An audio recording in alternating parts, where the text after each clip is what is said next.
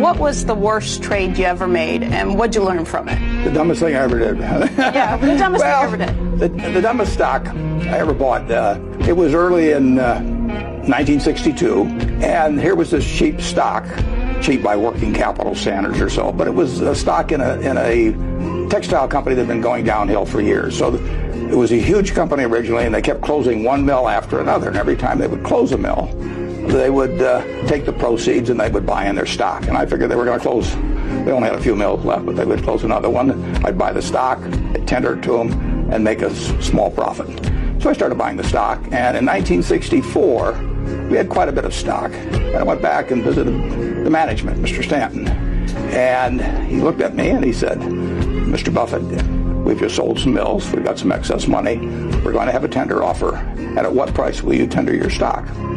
And I said, $11.50. And he said, "Do you promise me that you'll tender at $11.50? And I said, "Mr. Stanton, you have my word that if you do it here in the near future, that I will sell my stock at $11.50. I went back to Omaha, and a few weeks later, I opened the mail. Oh, you have this. And here it is, a tender offer from Berkshire Hathaway. That's from 1964. And if you look carefully, you'll see the price is 11 3/8. He chiseled me for an eighth.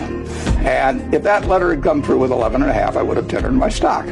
But this made me mad. So I went out and started buying the stock, and I bought control of the company and fired Mr. Stanton. And we went on from there. Now that sounds like a great little morality tale at this point.